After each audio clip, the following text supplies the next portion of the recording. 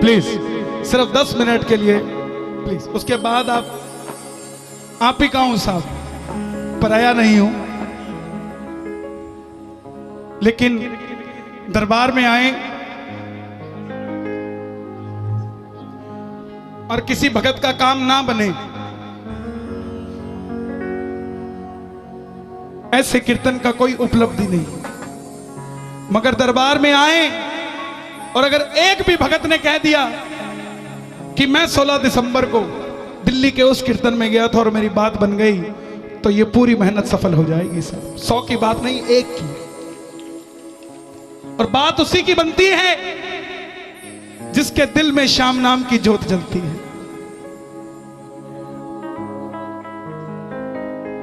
हर रोज खाटू नहीं जा सकता दिल्ली का प्राणी, दिल्ली का प्रेमी रोज खाटू नहीं जा सकता।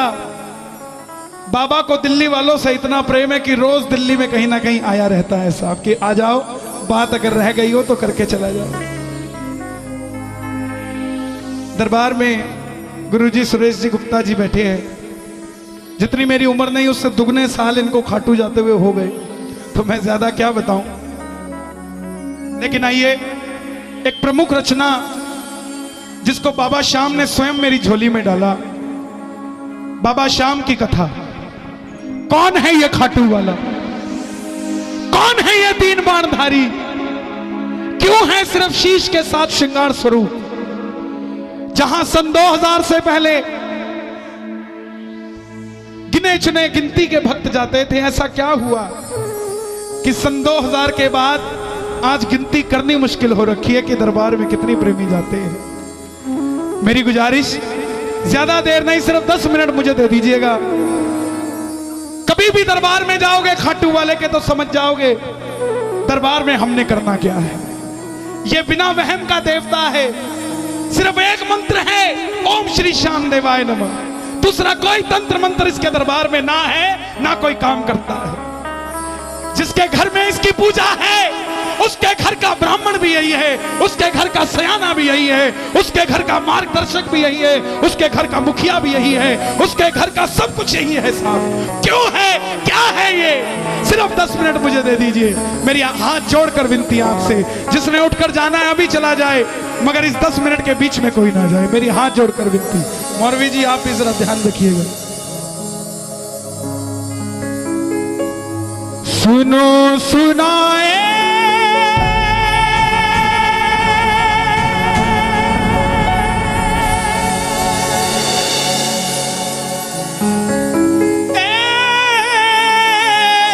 कहानी, कैसे बनाए शीश का दानी, मांगा था क्यों ये शीश दान में कृष्ण ने, क्यों कहलाए अमर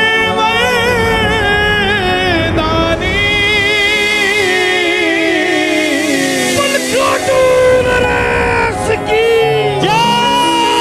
हरे का तू है, हमने भी तुझको नहीं और सहा जाए, अब बोल कहाँ जाए, नहीं और कहाँ जाए। तो जो सुनना चाहते हैं बाबा की कथा, जरा दोनों हाथ खोलकर, हरे का तू है सहारा सामरे, हमने भी तुझको है पुकारा सामरे। हरे का तू है सहारा सामरे, हमने भी तुझको है पुकारा सामरे। नहीं और सहा जाए, अब बोल कहाँ जाए, नहीं और सहा जाए, अब बोल कहाँ जाए। नहीं नहीं नहीं नहीं नहीं और सहा जाए, अब बोल कहाँ जाए, नहीं और सहा जाए, अब बोल कहाँ जाए। बोल खाटू नरेश की। ये कथा शुरू होती है महाभारत के उस युद्ध से जो युद्ध हुआ पांडवों और कौरवों के बीच, कौरवों की रखवाली कन्हैया की सेना कर रही थी और पांडवों की रखवाली गोविंद मेरो है, गोपाल मेरो है, गोविंद मेरो है, गोपाल मेरो है, गोविंद मेरो है, गोपाल मेरो है, शिवा के बिहारी नंदलाल मेरो है, शिवा के बिहारी नंदलाल मेरो है, गोविंद मेरो है, गोपाल मेरो है, गोविंद मेरो है, गोपाल मेरो है। कौन है ये खाटू वाला? पांडवों में भीम, भीम के पुत्र हुए घटोत्कच और घटोत्कच के पुत्र हुए महाबली बर्बरीक। बोलिए महाबली बर्बरीक की। बाल बर्बर थे, घुंघराले थे, इसलिए नाम पड़ा बर्बरीक। जन्म लेते ही 14 बरस की आयु ग्रहण की। जैसे डॉक्टर का बच्चा डॉक्टर बनने की सोचता है, इंजीनियर का इंजीनियर, क्षत्रिय परिवार से थे, कुछ शक्ति प्राप्त करने की सोची। माँ के पास गए, माता मौरवी के लाल हैं, बोलिए मौरवी नंदन की। और कुछ कहते हैं अहलावती के लाल की। माँ के पास गए, माँ मैं भी कुछ शक्ति प्राप्त करना चाहता हूँ। माँ ने दुर्गा की तपस्या करने के लिए कहा और शिव के बिना शक्ति अधूरी, शक्ति के बिना शिव अधूरे। निकल पड़े बर्बरीक भोलेनाथ को मनाने प्रेम से। भोले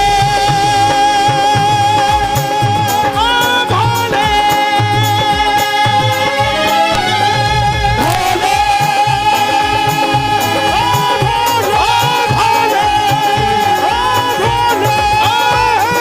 भोले भोले, तू मेरा मैं तेरा,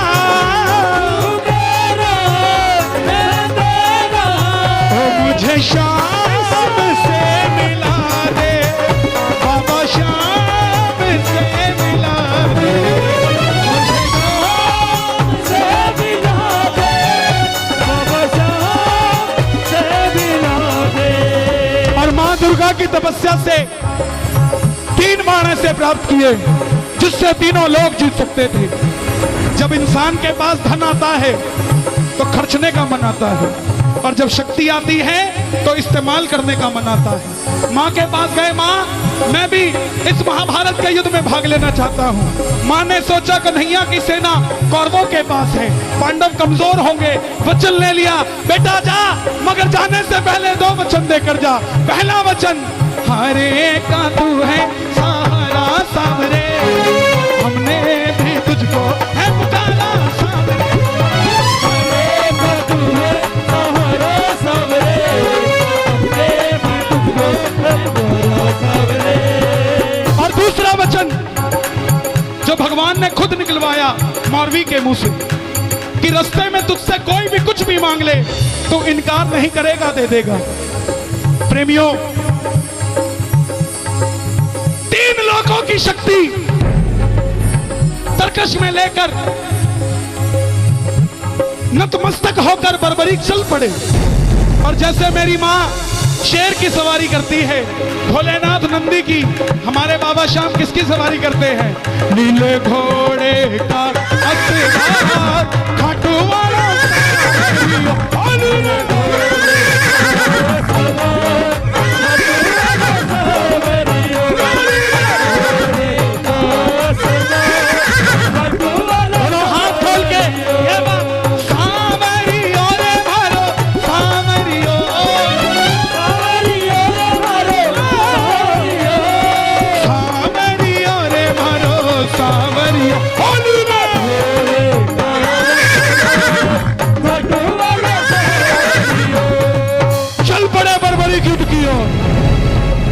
दिशाएं हिल उठी, तीनों लोग हिल उठे। पूरे महाभारत के युद्ध में हलचल मच गई। कौन आया ये 14 साल का बच्चा नीले घोड़े पे सवार होकर युद्ध की ओर बढ़ता जा रहा है? दुर्योधन ने देखा, भीष्म ने देखा, किसी को समझ नहीं आई, मगर अर्जुन ने कन्हैया से गुहार लगाई, माधव देख कर आओ ये कौन है। ये लड़ेगा तो बाद में, इसको देखते ही मुझे यूं लग रहा है कि मैं युद्ध हार गया। बोलिए 3 बाणधारी की।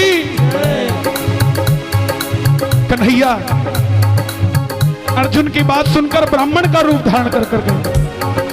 बोले हे बर्बरीक, कहां जाते हो? बर्बरीक बोले प्रभु मैं इस महाभारत के युद्ध में भाग लेने जा रहा हूं। ब्राह्मण देवता बोले बेटा कहां युद्ध में मरने जाता है इतनी छोटी सी उम्र में? बर्बरीक बोले प्रभु जिनके हौसले बुलंद होते हैं वो उम्र नहीं देखा करते, निकल पड़ते हैं। ब्राह्मण देवता बोले बेटा इतने बड़े बड़े योद्धा हैं वहां, युधिष्ठिर, दुर्योधन, भीष्म पितामह, द्रोणाचार्य, ऐसी कौन सी शक्ति है तेरे पास? बर्बरीक बोले प्रभु आज्ञा कीजिए, मेरे जो तरकश में 3 बाण हैं इसमें से एक बाण ही बहुत है इस युद्ध का निर्णय करने के लिए जिसे आप महाभारत का युद्ध कहते हैं। बोलिए 3 बाणधारी की। ब्राह्मण देवता बोले बेटा बातें करनी आसान है, साबित करके दिखाओ। तब माने। सामने पीपल का पेड़ था, बर्बरीक ने चढ़ाया प्रत्यंचा पे बाण और एक ही बाण से पूरे पेड़ के हजारों पत्ते फेंक डाले और एक पत्ता ब्राह्मण ने अपने पांव के नीचे दबा लिया। आखिर में वो बाण ब्राह्मण के पांव के ऊपर घूमने लगा। बर्बरीक बोले प्रभु पांव हटाइए, एक पत्ता आपके पांव के नीचे है। ब्राह्मण देवता मान गए अगर बर्बरीक युद्ध में चला गया तो सबको ढूंढ ढूंढ के मारेगा। 3 बाणधारी महिमा अति भारी, 3 बाणधारी महिमा अति भारी, 3 बाणधारी महिमा अति भारी। जो खातू बाणो सामरिया, जो खातू बाणो सामरिया, मेरो बनहारी, 3 बाणधारी महिमा अति भारी, 3 बाणधारी महिमा अति भारी। अब ब्राह्मण देवता ने, कौन था ब्राह्मण के रूप में? मुरली वाला, छलिया, किसी का नहीं हुआ। जन्म लिया तो देवकी को छोड़ दिया, यशोदा ने पाला, यशोदा को छोड़ दिया। राधा से प्रेम किया, राधा को छोड़ दिया। ब्रज में रहा, ब्रज को छोड़ दिया। रिश्तेदारों को आपस में लड़ा के छोड़ दिया, किसी का नहीं हुआ। बोले बर्बरीक किसका साथ दोगे? बोले प्रभु मैं अपनी मां को वचन देकर आया हूं, हारे का सहारा, जो हारेगा उसका सहारा। बोले ये कैसा वचन दे दिया? अगर तू पांडवों की तरफ हुआ तो कौरव हारने लग जाएंगे तो तू कौरवों की तरफ हो जाएगा, अगर कौरवों की तरफ हुआ तो पांडव हारने लग जाएंगे तो तू पांडवों की तरफ हो जाएगा। इससे तो युद्ध का निर्णय नहीं निकलेगा। प्रेमियों, बर्बरीक ने हाथ जोड़ दिए, हे ब्राह्मण देवता मेरा मार्गदर्शन कीजिए। ब्राह्मण देवता के मुख से आवाज आई, हे बर्बरीक, सुन लेना प्रेमियों, हे बर्बरीक, कलयुग में इस धरती के कल्याण के लिए एक शीश का दान चाहिए और वो शीश का दान इस समय किसी 3 महाबलियों में से किसी एक का हो सकता है। और वो 3 महाबली कौन? या तो भगवान श्री कृष्ण, या अर्जुन, या बर्बरीक तुम। महाभारत अर्जुन के बगैर भी कुछ नहीं और कन्हैया के बगैर भी कुछ नहीं। और तीसरा कौन? महाबली बर्बरीक। जैसे ही ब्राह्मण देवता बोले शीश का दान चाहिए, बर्बरीक ने और कुछ नहीं सोचा, तलवार निकाली, प्रभु शीश का दान दिया जाएगा। मगर जो शीश का दान मांग सकता है वो साधारण ब्राह्मण नहीं हो सकता। आप अपने असली रूप में आइए। और प्रेमियों, मेरे मोर मुकुट बंसी वाले ने अपना विराट रूप दिखाया। द्वारिकाधीश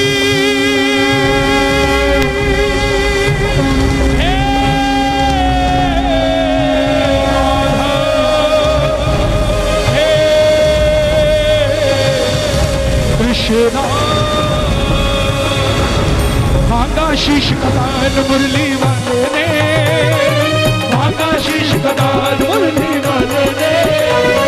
बर्बरीक ने निकाली तलवार, दे दिया शीश,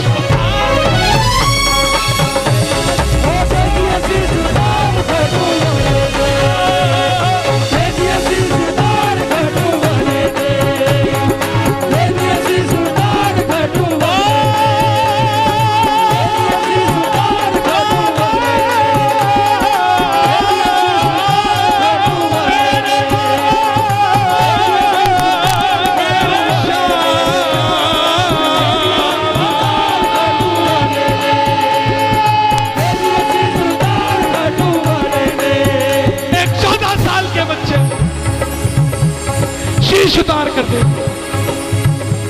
चाहता तो एक बाण में युद्ध खत्म करके अपने आप को शूरवीर कहलवा देता, मगर शूरवीर से ज्यादा जो दानवीर होता है भगवान अपने आप उसे शूरवीर बना देते हैं। शीश दान से पहले कन्हैया ने पूछा तुम्हारी क्या इच्छा है? बर्बरीक के शीश से आवाज आई, हे प्रभु मैं योद्धा हूं, लड़ने आया था, लड़ नहीं पाया, मगर युद्ध देखना चाहता हूं। भगवान ने शीश को अमृत पान करवाया, और मुझे आपको बताने की जरूरत नहीं अमृत क्या होता है। खाटू का शीश पत्थर का नहीं है। अगर खाटू का शीश पत्थर का होता तो पत्थर दिल इंसान खाटू जाकर ना रोता सा। बाबा का शीश अमर है। अंत में पांडव युद्ध जीत गए, और जैसे हम करते हैं, काम अच्छा हुआ तो मैंने किया, गलत हुआ उसने किया। पांडवों ने अगर बर्बरीक ना होते तो पांचों पांडव भी ना होते। क्यों? क्योंकि घमंड में इतने चूर हो गए थे, मन में अभिमान था आया, युद्ध हमने जिताया, मन में अभिमान था आया, युद्ध हमने जिताया। खुद पैसा कमाना और अपने मुंह से खुद को सेठ कहना सेठाई नहीं है। सेठाई तब जब दिल्ली कहे।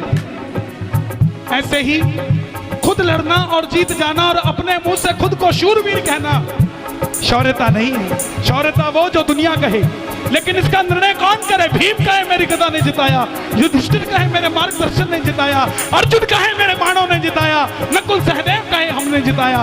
मन में अभिमान था आया, युद्ध हमने जिताया, मन में अभिमान था आया, युद्ध हमने जिताया। तो चलो चले मुरली वाले के पास, चलो चले उठा लो दोनों हाथ, मुरली वाले के पास जा रहे हैं पांडव, जरा ताली बजा। मुरली वाले के पास, चलो चले मुरली वाले के पास। बोले हे माधव बताओ ये युद्ध किसने जिताया? कन्हैया बोला पांडवों कैसी बात करते हो, मैं तो तुम्हारा रथ चला रहा था, मुझे क्या पता युद्ध किसने जिताया। बोले प्रभु फिर इसका मार्गदर्शन कौन करे? तब कन्हैया बोले एक बार झोली मैंने पसारी थी तुम्हारे लिए, अब तुम पांचों पांडव पसार लो झोली और मेरे साथ चलो चले उस शीश के पास, चलो चले उस शीश के पास। एक ही है जो निर्णय कर सकता है। देखिए निर्णय करने को मुरली वाला भी कर सकता था, मगर उसको पता था कि कहीं ना कहीं मेरी भी आंख लग गई होगी, शायद भूल चूक कर जाऊं, मगर बर्बरीक गलती नहीं कर सकता। भगवान जिस पे भरोसा कर ले साहब, उसके जैसा कौन होगा? गए चलो चले उस शीश के पास, चलो चले उस शीश के पास। उठा लो दोनों हाथ, बर्बरीक के शीश के पास जा रहे, जरा ताली बजा के। शीश के पास जाकर करेंगे उसका अरदास, जाकर करेंगे उसका अरदास। चलो चले चले चले चले शीश के पास, चलो चले उस शीश के पास। आवाज लगाई कन्हैया ने, हे बर्बरीक, हे महाभारत के महानायक, हे मारवी नंदन, हे घटोत्कच नंदन, हे लीले घोड़े के असवार, हे तीर बाणधारी, हे दानवीर बर्बरीक, हे महायोगी, हे महाराज, बताओ तुमने युद्ध में क्या देखा? बर्बरीक के शीश से आवाज आई, हे पांडवों किस चीज का अभिमान करते हो? मुझे पूरे युद्ध में सिर्फ और सिर्फ भगवान श्री कृष्ण का सुदर्शन चक्र चलता दिखाई दिया। युद्ध में मारने वाला भी कन्हैया था और मरने वाला भी कन्हैया था, इसके अलावा कुछ नजर नहीं आया। अर्जुन तेरे रथ पर मुरली वाला पूरी धरती का भार लेकर बैठा था, और कर्ण के रथ पे अकेला कर्ण था। वो बाण चला चलाता था तो भी तेरा रथ 2 कदम पीछे जाता था, तू बाण चलाता था तो भी उसका रथ 2 कदम पीछे जाता था। शक्तिशाली तू नहीं कर्ण था, मगर तेरी जीत इसलिए हुई क्योंकि तेरे पलड़े में ये मुरली वाला घनश्याम बैठा था, इसलिए तू युद्ध जीत गया साहब, जिसके पलड़े में ये मुरली वाला था। प्रेमियों, मोर मुकुट बंसी वाले को यह बात इतनी पसंद आई, वरदान दे दिया, हे बर्बरीक, तुमने जो शीश का दान दिया है इसको अमृत पहले ही पिला चुका हूं। जैसे ही कलयुग प्रारंभ होगा मेरी 16 की 16 कलाएं तेरे इस शीश में विराजित हो जाएंगी और मेरे श्याम नाम से घर घर में पूजा जाएगा। अगर कोई श्याम पुकारेगा तो उसकी मदद ये मुरली वाला श्याम नहीं, तू खाटू वाला श्याम करेगा। और तूने जो अपनी मां को वचन दिया है हारे का सहारा, तेरे दरबार में अगर कोई पहली बार तेरी कथा सुनकर हार कर आ जाएगा, दुनिया की कोई ताकत उसे दोबारा हरा नहीं पाएगी। और तूने अपनी मां को वचन दिया जो भी कुछ मांगेगा तो इनकार नहीं करेगा। जा, तेरे दरबार में जू जू कलयुग बढ़ेगा, घर घर में तेरी मान्यता होगी। जैसे जैसे कलयुग बढ़ेगा तेरी शक्ति का और विस्तार होगा और तू दुनिया में लखदातारी कहलाएगा। जा, जो भी कुछ मांगने आएगा अपनी औकात से 10 गुना बढ़कर तेरे दरबार से लेकर जाएगा। प्रेमियों, यही वो खाटू वाले श्याम है जो हमारे बीच आज दिल्ली में आए हैं। कलयुग के अवतार है, लीले के असवार है, पहलावती के लाल है। उठा के जरा जरा हाथ प्रेम से कह देना, आएगा आएगा